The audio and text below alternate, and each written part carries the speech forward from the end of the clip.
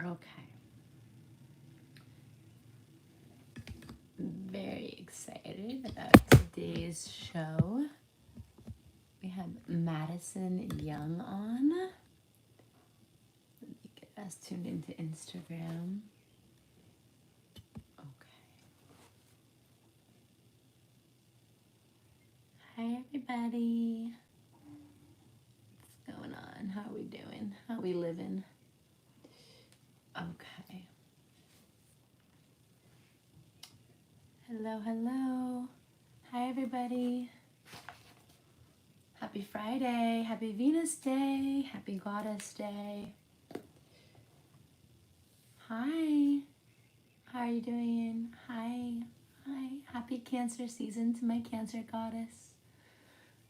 Hi. Hi, Alyssa.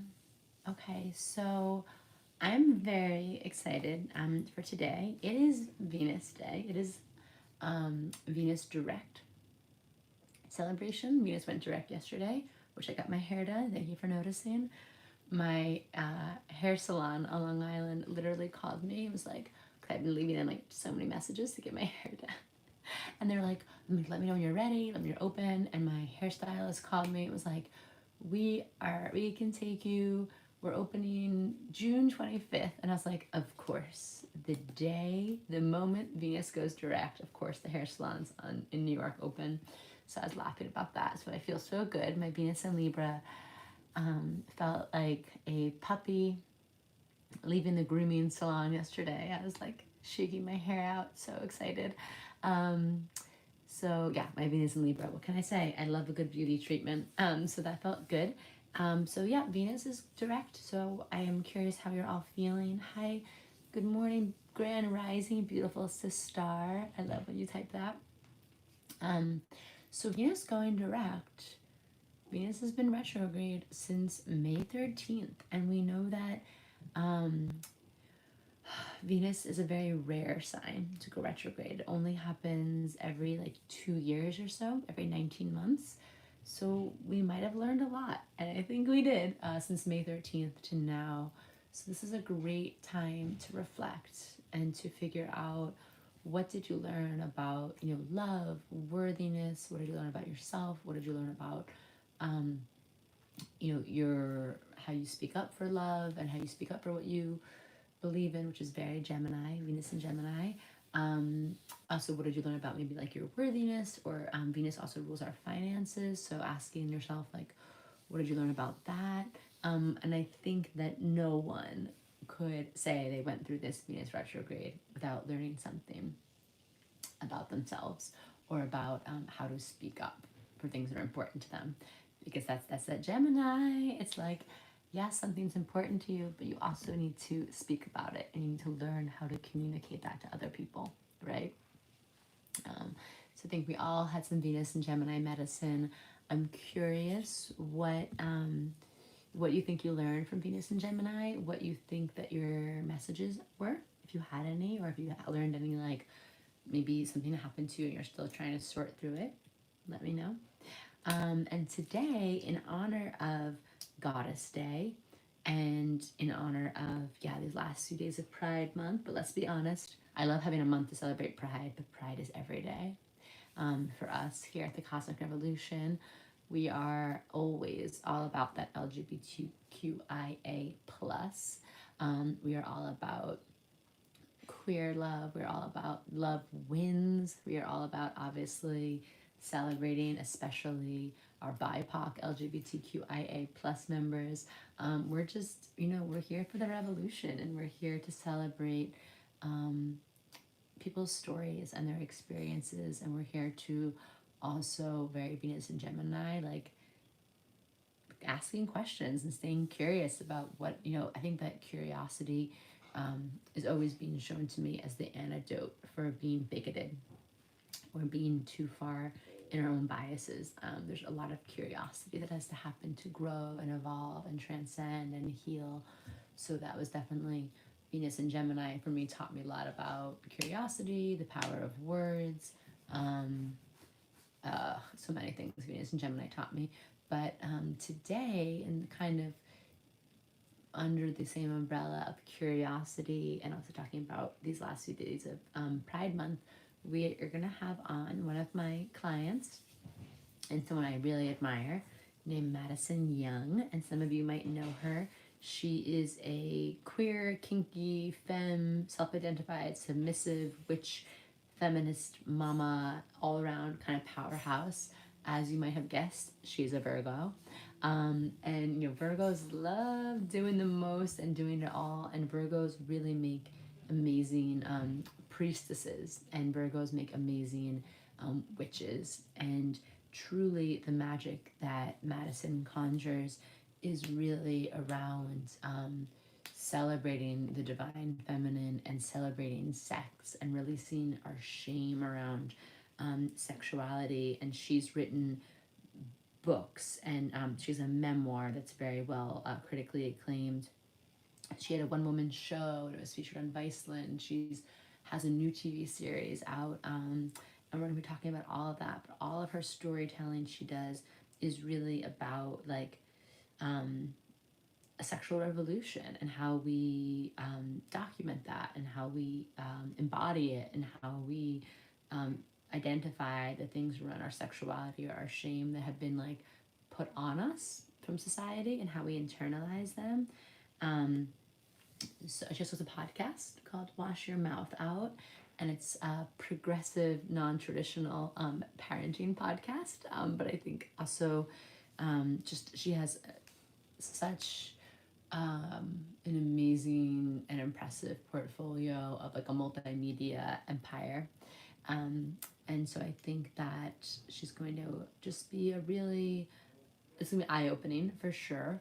And I think that if anyone has any questions about, sexuality, shame around that, we're going to be talking about sex magic today and kink and all kinds of fun stuff. But also, if you have a question about telling your story, she seems to be with that. She's a Virgo, double Aquarius. She seems to really have understands the tools of manifesting and bringing your story earth side through speaking and writing. She has her podcast, her books, one woman show. She's been featured on TV. She was on HBO's Real Sex. She like has that messenger energy. So I know a bunch of you are always either talking about it or bringing it up to me, or even some of you I've worked with privately.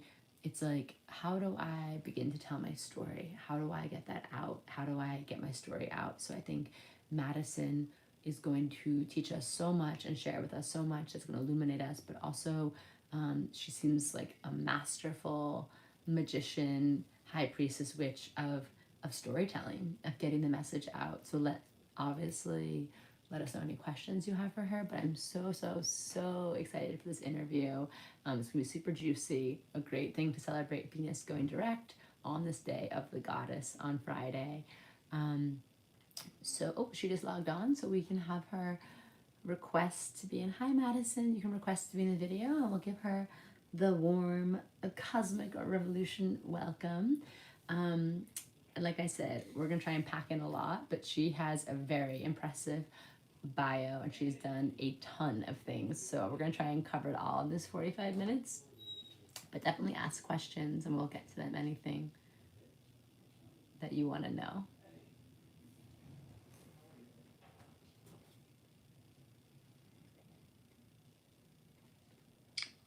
Hi. Hi there. How are you? Good. How are you doing? I was just trying to recap your whole bio and everything you've done, and I'm like, I'm not even doing this justice. You are such a Virgo. I I am. Yeah. Yes, it is true. Right, because not only like doing everything in the most, but doing it for like this priestess, high priestess, witch embodiment of like healing and connecting people back into themselves. So, hi, welcome. First of all, how are you doing? How are you feeling today? I'm just waking up into my day. I have some coffee. I'm trying to settle into my body, and it's been a very activated month. So,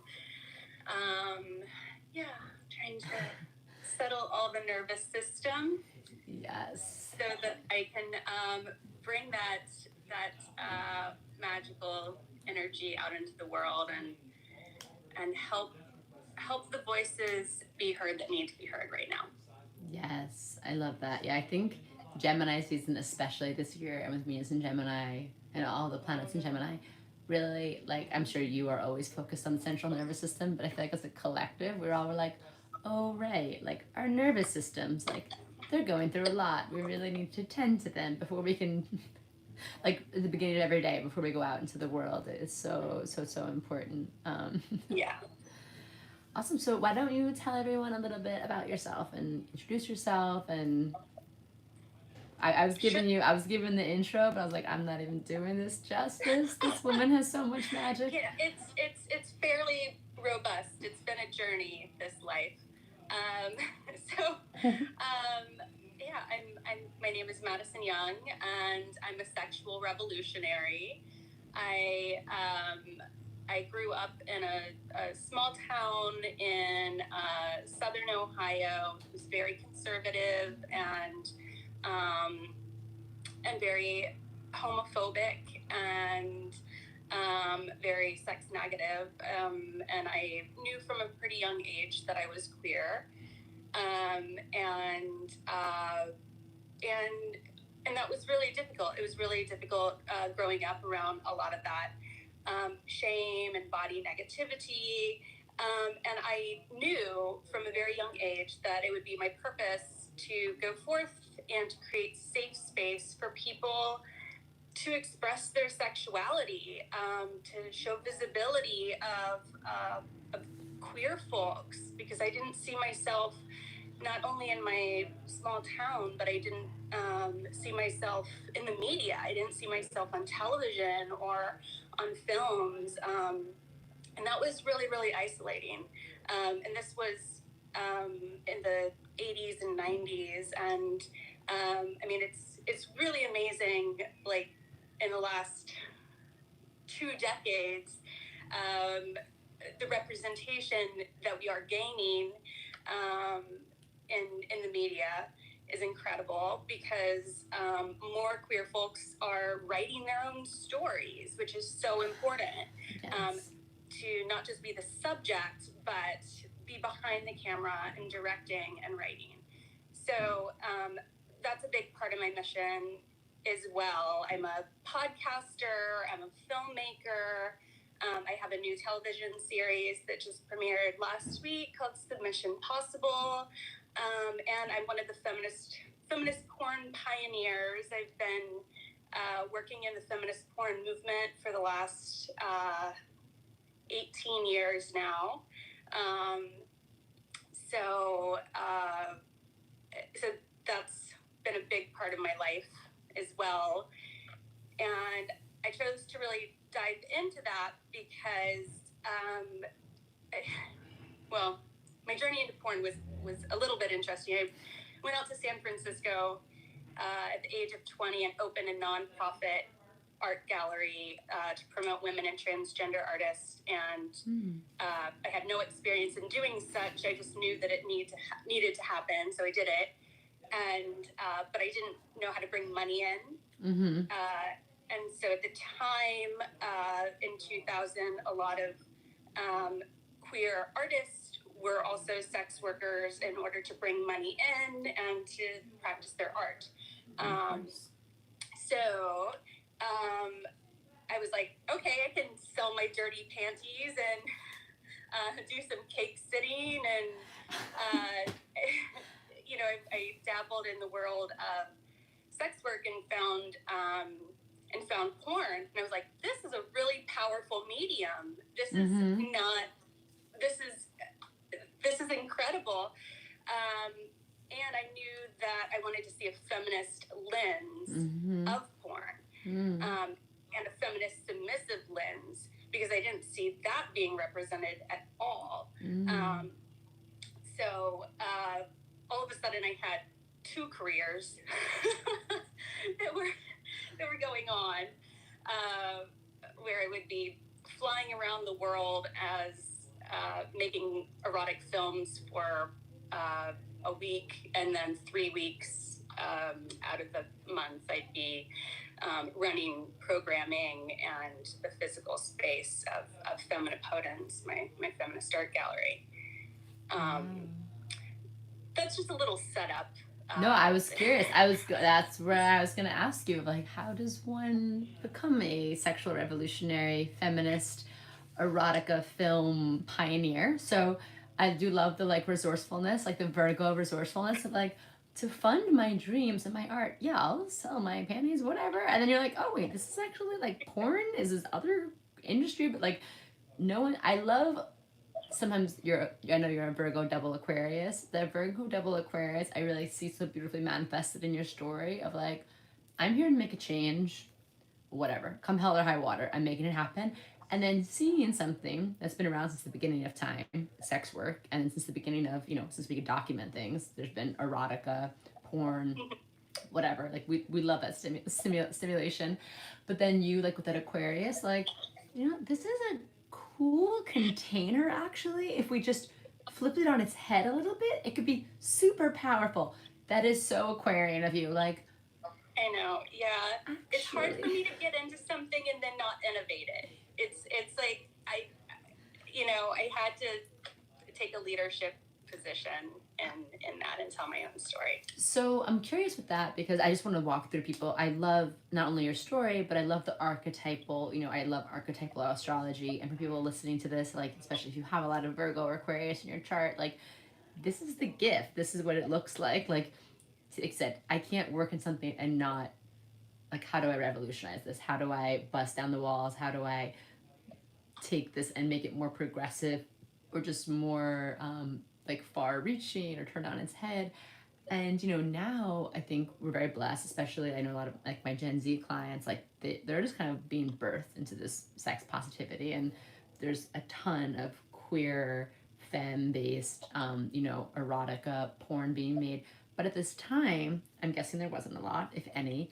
And how did you begin to like have these like, did you get people on your side immediately, or were they just like, what are you talking about? Or how does an Aquarius then Virgo style make it happen? Like, what was that process like?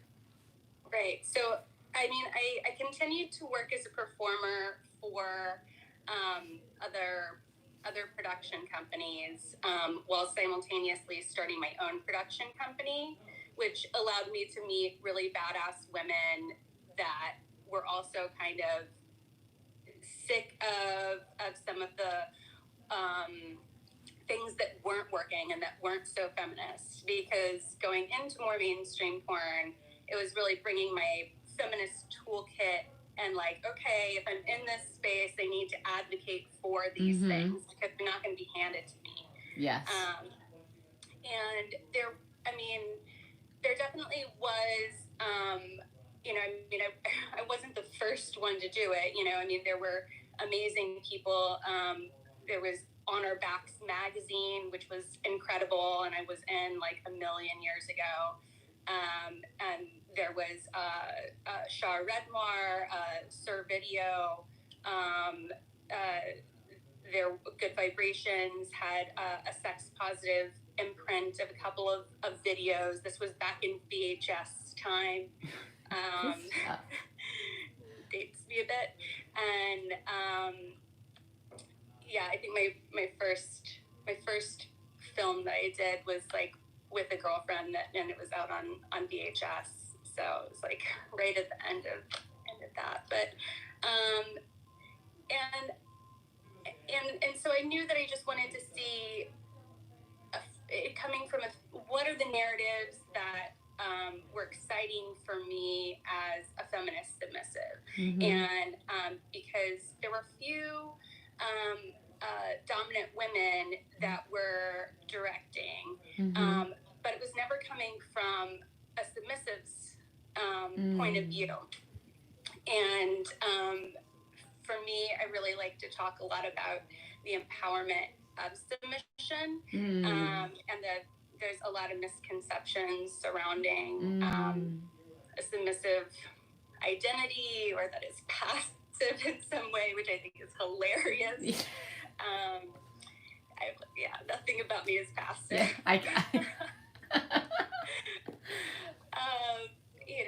So I really wanted to put those narratives out there. So it was very autobiographical at first, because that was the story I knew the best. And from there, I was able to step back more and hone in my directing skills of bringing in other performers. I'm also really a masochist and a hardcore bondage bottom, so I was able to be like, okay, I want to be in this single ankle suspension with ball gag and drool coming down. And I didn't have to feel bad for the model at all because I was the model. Yes.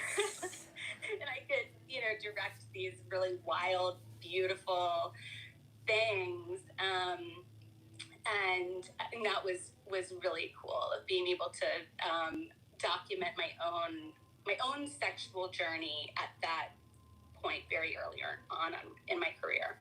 Wow.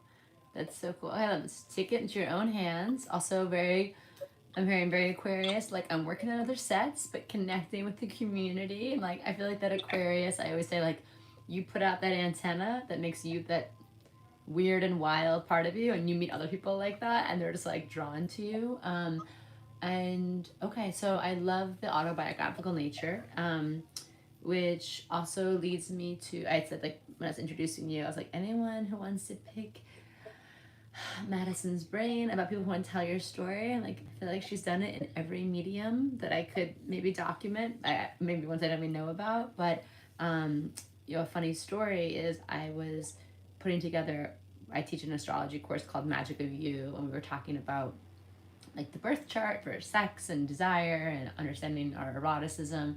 And I always do recommended reading material because I'm like, I'm not in an astrology course going to teach you the width and depth of how deep these things go in ourselves, but I do like to give you the, like, framework for understanding it in your chart, and then a list of books to reference. So I was looking up books for the eighth house, and I was like, okay, like, what are some great books about, like, kink and BDSM and just sex positivity and all over, like, the board, all different types of sex people have. And I was Googling, and I found, and this was after I did your birth chart reading, but I never Google a client before I talk to them. Like, why would I? And it was before you reached out to do this, and I just saw, like, I was Googling it, and it was like, came up on some best, like, kink books of all times was your book, Daddy. And I was like, Madison Young. I'm like, that sounds so like, my Madison Young? I was like, awesome. And, like, we had talked about your birth chart, and, like, sexuality is so important, speaking your, like, share your message. And I was like, oh, she's so sly. I was like, oh, Madison Young is on this. And then you reached out to talk about your show, Submission Possible. So congrats for being one of the best kink BDSM books of all time on this list that I found. Thank you. Yeah, well, that's great to hear. I'm glad that it's I've written 3 books, and it's it's a weird experience as a writer because you put so much of your heart into these pieces, and then you just send it out into the world and you hope that it connects to the people that you want it to connect to, and that it makes a difference, but it's a very quiet kind of blowing it out. It's like a spell. It is. It is like, I hope this activates. Like, I put all the intention in, right? But you're just like, yeah, right. Do with this what you will, world. And so that's amazing. Well, clearly it did resonate. And so, yeah, what was that like, writing your memoir? Like, what was that, the first of the books you wrote before the other 2, like, nonfiction book, the, like, instructional books you wrote? Yeah, it was my first book, and I had written for quite a few anthologies and different essays and for magazines and things like that. And I knew that I wanted to write a memoir, and I was working on a memoir. I actually wrote a full memoir called The Tale of a Bondage Model. It was about my, like, international exploits of traveling around the world and weird, fun kinks and fetishes that I explored. But it it was vast. It was Right. pretty vast. And I took it to a publisher that was interested in my work, and he was like, "This is several books. This is not, you know, this needs to be narrowed down." Yeah.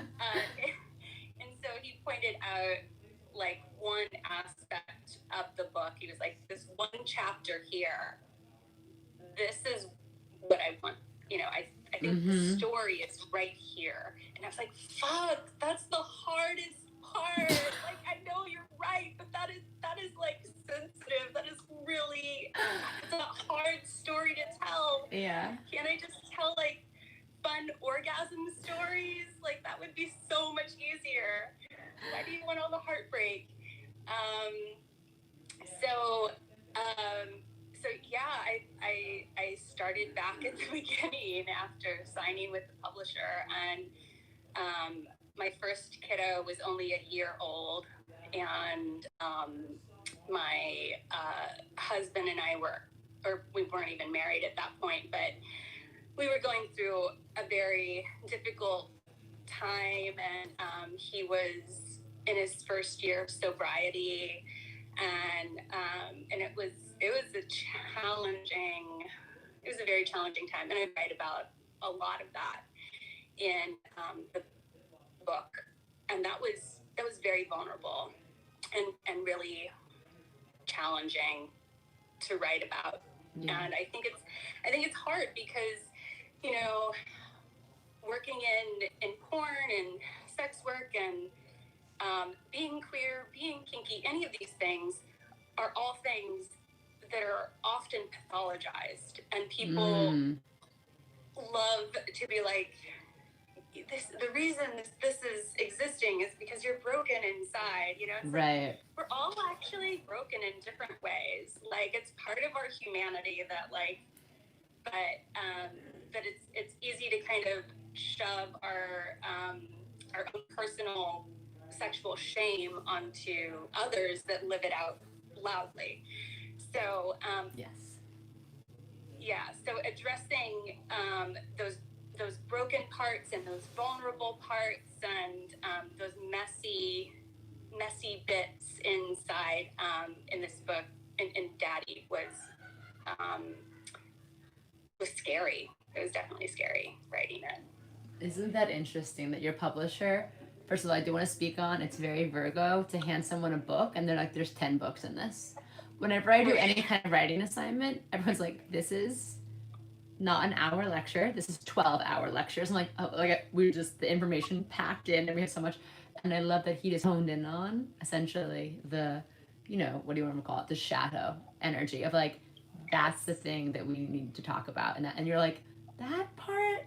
But always like, I am the biggest, you know, cheerleader proponent of the shadow, and I always say it's like it's the most magnetic part of your story and the most healing and the part that you want to go to reclaim the most, and the part that other people need to hear about the most. And I'm sure that's what made it the book that I saw it got published in Spanish as Poppy. Like, I'm sure that's what made it be like, yes, A Tale of a Bunch of Orgasms would be a nice read, people, whatever.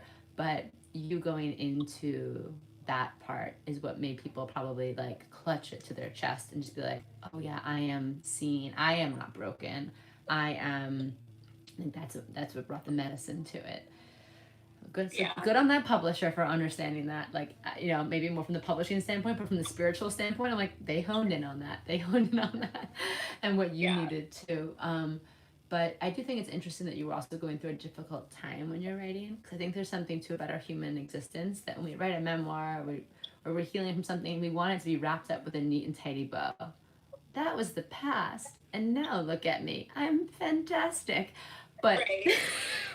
Yeah, but the way the book ends, you haven't read it yet, right? So you'll have to read it. But the way the book ends, you know, I mean, it's like we're still kind of figuring things out when it ends. It's like, okay, well, my kid's playing outside, and we're, you know, and he's taking things one day at a time, shoveling the dirt, like gardening, and here we are. And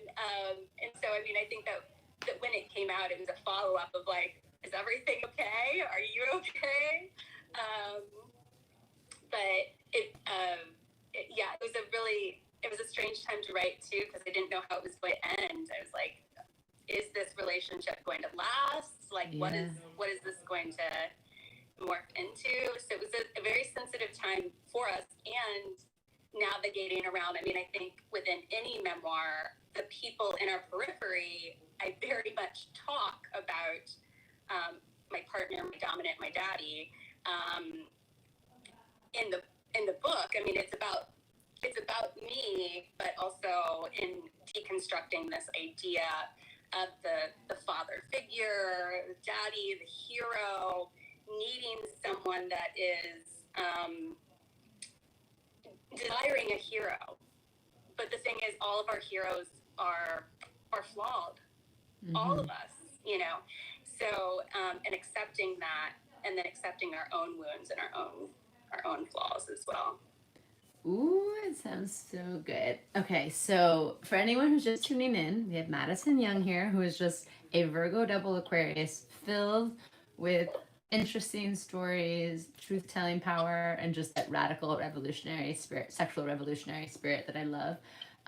Okay, so as a queer, I literally have my notes here, because I'm like, as a queer king, you got a lot to talk about, and I love it, and I'm obsessed with just, I can't wait to read that book, everything you're doing. You've been featured on HBO Real Sex, I saw. You had a one-woman show, it was featured on Plan. But your newest project, I am so here for it. When you said this was you're like, I'm working on this project, and then you typed out the few lines on it, I was like, oh, hello, my soul. Like, can we hang out? Like, so tell people about Submission Possible, and particularly the first episode that just launched, and walk us through what this is a little bit. Sure. So, Submission Possible is my new docu-series that is out on Reverie TV, and it's a queer, kinky, sex-positive travel show in which I go to different cities around the world and connect with radical badasses that are queers and kinksters in those cities, and explore the communities, get to know the communities in these different cities. So it's really exciting. It's kind of like an Anthony Bourdain of sexuality kind of thing, of really connecting with these incredible communities all around the world. I mean, there's not a lot of people that I'm jealous of in their work, because I am deeply honored to do the work I do every day, and it's so interesting and fun. When you said that, I was like, wait, a sexual travel show hanging out with queer, kinky witches all over? I'm like, wait, I didn't know about that guidance counselor office. What I know, they didn't tell us they didn't tell us that we could double Aquarius Virgos can just create these things. I'm like, oh, so I am so excited to see where this goes, and we'll link to it after, like where people can find it, and how they can watch it. But tell me about your first episode. Your first episode, it was the one that just like hit me right in the soul. Yeah, well, the first episode takes place in New Orleans, and I had never been to New Orleans. It was my first time, and oh my goodness, I mean, it just took my breath away. I mean, I think people even that are not maybe super attuned to the spirit world, that they would feel something there. You feel it when you go to New Orleans. Thick. It's just thick. The veil is extremely thin there. Yes. You know, I actually want to point out before you continue your story. So exactly, like my favorite thing is to watch in areas where they are energetic or spiritual vortexes and the veil is very thin, are also where we see people who party the most, because I think people don't know what to do with the energy, and they just get like, like, you know, when people like talk about like Thailand or Bali, or even like I spent a lot of time in Montauk, which is an energetic Native American, like indigenous sacred land, and people just come and they're like, like, what do I do with this? Like, should we get drunk? Like, okay. Because it's like everything's like up at the surface, and that Neptunian energy is right there. So yeah, like you can get off the plane in New Orleans and be like, there's something. Your thoughts of this, because someone mentioned this on another podcast that I was chatting with them about this, and so what do you someone was like, well, New Orleans is a Scorpio, and so is San Francisco. And I was like, well, that kind of makes a lot totally of sense. Makes but sense. I didn't realize that cities had. I was like, I've never thought about looking at that. I love love their that. Birth dates. I don't know. It's Yes. interesting. Yeah, what's really cool, anywhere that has anywhere that has a time of birth where the city was, consecrated, founded, we can do a birth chart for it as an astrologer. So I've never done them for cities. I've done them for like countries, or I do them for people's businesses to understand like, their business's birth chart. I love it. I'm just starting to study astrocartography too, which is like the latitude, longitude that correlates to astrology. I don't know enough about it, but my guess is that yes, Scorpio, New Orleans is a Scorpio, makes so much sense. Same thing with San Francisco. I'm sure San Francisco has some like Aquarius in its chart too. So, like that is like Aquarius hotspot to me. Okay, so I got excited, interrupted you. So go on. So New Orleans. Yeah. So I was the first episode takes place in New Orleans, and I met up with several amazing, incredible sex witches, and Elise the Beast, who's a mixed phoenix, a leather title holder there. So we went to this old, incredible leather bar that just had all this fantastic energy there too, and I was staying at this incredible sex positive mansion called Hacienda Maison, and so we did a great deal of the filming there with Gypsy San Diego, who's just totally enchanting, and this incredible herbalist and doula, and organizes this whole queer dance party called Ascendance there, based on astrology, and I mean it was just magical. So she blended this fantastic herbal aphrodisiac for me, and I don't know. There's so many parts to it. I don't know what. You're doing a really good sales pitch for not only your show, but everyone's like looking up like New Orleans real estate or Airbnb. They're like, I need to go to New Orleans like yesterday. There's like queer, sex positive, astrology based dance parties happening. Oh, I love that. Okay, so I guess this is a lot to talk about. What was there one takeaway from that first episode that you were like, just a conversation you had, or something that you were like, this is why I wanted to do this? Yeah, I mean, I feel like there were so many of those moments. The whole first episode was shot in one 18-hour day, because I was down in New Orleans. I was facilitating an erotic filmmaking retreat where I was guiding women through writing their own script and casting, and then overseeing the production of each of their films. And I had one day off, and so I decided to shoot my pilot on my day off. As a Virgo does. As a Virgo. And so in like it was up at 5:30 in the morning and shooting until I don't know 11 o'clock at night or something. It was a long day, so a very magical day. The biggest takeaway, I mean, there were so many lovely moments. I feel like really smoking with Gypsy was incredible. Just that, I think the sharing of things, it was like the sharing, there was all this beautiful intention and love that were in the herbs, it's not just the magical properties of the actual herbs. She keeps them in like a special cabinet with these different crystals and with written intentions on them, and then her mixing that and then showing me how to like roll it and explaining the properties of it and explaining how smoke has this message and then feeling that in my body and sharing that experience with her was amazing. You know, it's like that's what I want to do, is I want to share in those experiences. And then Ashton creating that disrobing potion, that lovely oil together in the kitchen was a magical moment too. Disrobing potion. Love that name.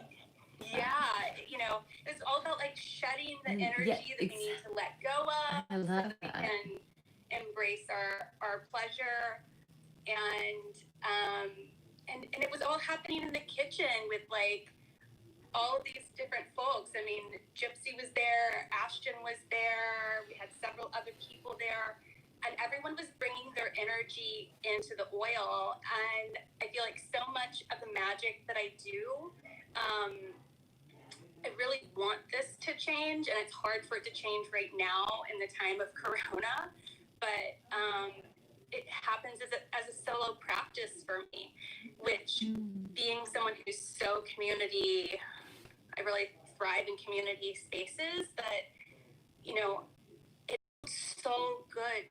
It feels so, it's one of the reasons I love filmmaking, is I love being around other magical beings and creating something together.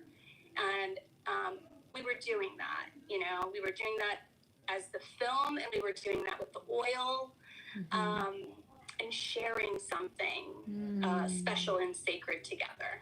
Oh, that's so beautiful. So, yes, it's making me very excited as we come out of this Corona time slowly. The deepest thing I miss is the community ceremony. Everything else, I'm like, meh, it's fine. We'll figure it out. So, okay, well, we're going to link to how to find it, but do you want to tell people in case they're like curious right in this very moment, like me, impatient? Sure. Well, I mean, there's a couple of ways. So there's an app, which is awesome. You can watch it right on your phone. So there's a Revry app, which is Revry. Download the app on your phone, and you can watch Submission Possible there, or go to Revry.tv, and you'll find Submission Possible there under Original Series. And then I think it's also on like a bunch of different things like Roku and Amazon Fire. I mean, I'm familiar with that whole the things. It's out there. It's out there on the interwebs. Just start with Reverie and we'll go from there. But that's good to know. That's so funny. Okay, so you know, so much even I didn't even get to talk to you about your other things. So I guess something that everyone could probably benefit from hearing, you know, clearly the connecting the dots that I'm doing here is that, you know, being yourself, being that revolutionary energy, whatever that means to you, really important. Probably usually finding the thing that is the most suppressed in you, or like you mentioned, growing up in Southern Ohio, where you felt like nothing about your queerness was being embraced or represented or just even like validated as being okay. And I'm hearing that, and I'm hearing like just the true, we always come back to this, but just the healing power of telling your story. And like, I can only imagine how many people read your book, watched your One Woman show, watched some of this, you know, femme forward erotica you made, and just felt like, holy shit, I am not, nothing's wrong with me. There are other people out here like me, and it's that magic, and it's that connection that even happens across time and space. So, this is why I'm always saying the revolution is like, we gotta tell our story, you gotta tell your story. Where would you even have someone begin if they're like, this sounds great, one woman show or a book, or clearly you do retreats for like filmmakers? Let's talk specifically about like the erotic porn industry. Why not? Because you're the only person I've ever spoken to so far on this show who does that. Is there a place that you'd recommend starting, or some, you know, points for navigating that space, or any advice? For making or watching? Oh, making, I was thinking, but if you think there's good tips for watching, Share Yeah, away. I mean, both. So I have a book, of course, that's called that's called the DIY Porn Handbook, documenting our own sexual revolution. So that's a great place to start, and it's really, I mean, it does take you step by step, like really how to go from your mission and vision into manifesting, pre-production, production, post-production, marketing, how to connect your work with the world, and how to do so with $500 or $500,000. You shouldn't let money stand in the way ever of telling your story. And I come very much from that riot girl DIY, put out the zine. If no one else is going to publish it, like, put it out yourself. Shit and right. start like handing it out at the corner. You I got to tell love the that. story. So no excuses, really. And I do have an erotic film school, so you can look into that. All the things have kind of been on hold with with COVID. I've been considering bringing things online, but the book is a really great starting point, and I think people will find it also helpful in whatever medium you're working in, because Right. of a lot of the same principles I use in creating erotic films can also carry over to manifesting a one-woman show or a television pilot. So Okay, I love that. I'm all about, again, I see so much of the Virgo in you. I'm always about that practical magic. Like, listen, honey bunnies, there's a million reasons to not do something, and like, there's a counter argument for all of them. And like, the not having the budget thing, that speaks to me so much, because I'm like, I know most people don't want to do the thing, the book, the podcast, the show, until they think they need some permission from someone else. And I love that you're like, nope, self publish, self do it, print the zine, make the thing, especially nowadays, like no excuse. And also, like, here's how it is with $500, 500,000. Um, it's so empowering. It really is empowering for people to have that and understand that. And truly, some of the best, most magnetic, most pivotal, powerful things come from people who are, they're so motivated to do it, and then they also don't, like, they put it out in the world. It's that fire energy, and also they don't have anyone censoring, editing, snipping it up. Like, that's what I love about the whole world of the self-publishing, whether it's a book, podcast, erotica. It's like, yeah, show me what other people think is like, oh, that's messy, let's cut that out. Or like, no, like mixing it all up and Frankensteining it. It's like, no, give it to me how the artist, how the storyteller wanted us to experience it. Yeah. And the first thing that I have folks do is really articulate their mission, vision, and values, before you do anything, because that's just your North Star that you're always coming back to. And in creating your narrative and communicating with your cast, like, those are going to be the pillars that you're constantly going back to and saying, is the way that I'm communicating with my cast, or the narrative that I'm telling, is this in line with my mission and my vision and what I hope to, the impact I want to have. Yes. Oh, I love that. Yeah, I work with my group, the Cosmic Bosses, and they're just all people who are change makers, visionaries in their own way, and we always come back. That's the first thing we do, because like, you stay in alignment with that, and you just trust and say no to everything internal, external, not aligned with that, and yes to everything in alignment. And there is a flow. There is a manifestation that comes from that place, and you are such just a beautiful expression of that and a testimony to that. Okay, so anything else? Anything we didn't cover? Like, I listened to Jonathan Van Ness's podcast, and at the end, he calls it like yoga playtime. He's like, free pose, like something we didn't get to. Is there anything? Any free pose? Anything you want to talk about in terms of, erotic film, your projects, your books, just life, something that feels present to you? Anything we didn't cover? I mean, I feel like there's a million things that we could cover, but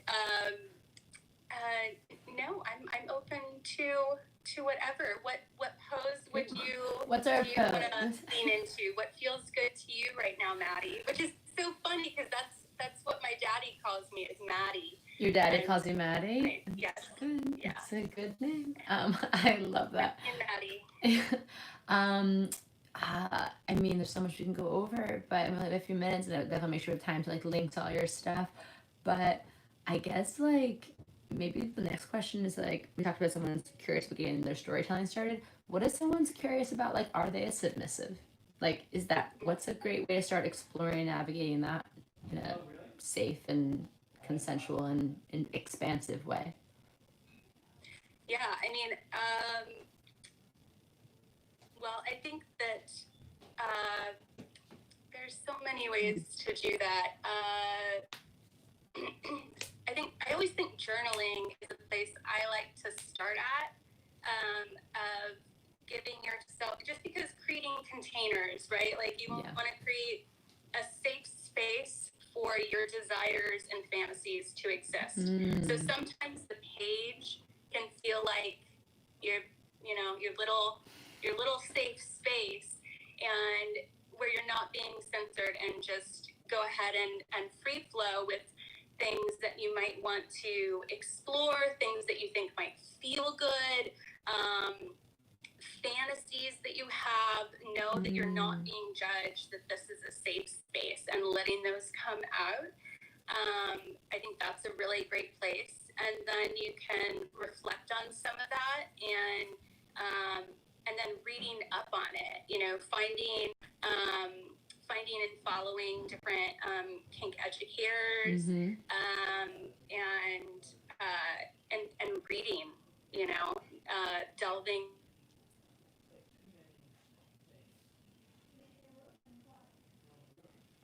Oh, sorry there. Oh, we lost you.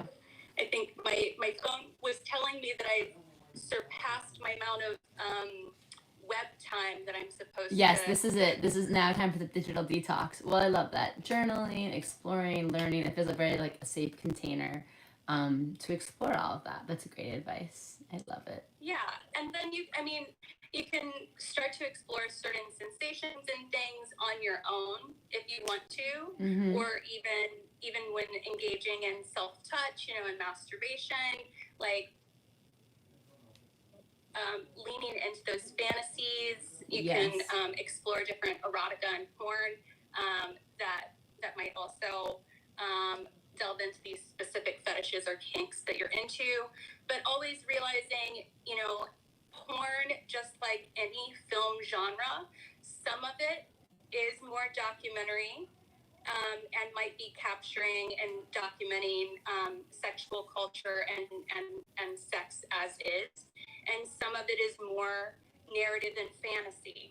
So realizing that if you see anal fisting happening on the screen, there's likely a lot of lube and a lot of warm-up that is happening that is not in the film, because you can't include. Right, that's not the sexy part, the background. It's like the cooking shows when everything's just prepped for them.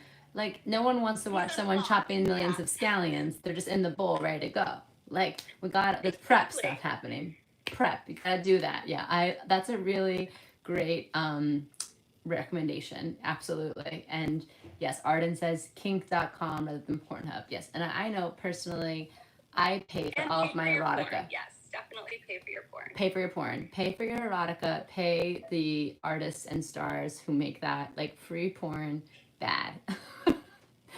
We're doing away with that in the revolution. We want to pay for our porn. Yeah, I'd also highly recommend Pink Label TV.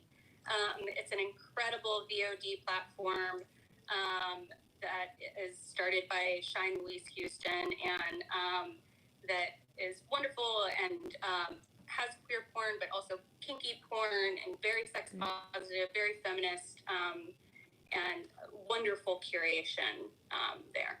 Great. And Arden just recommended it simultaneously, right as you were talking, so we're on the same page. We've double nominees. Okay, so Pink Label TV, everyone, kink.com. And you can find my work there as well. Oh, good. I was going to ask you, where can we find some of your work? Okay. Amazing. So I'm gonna link over.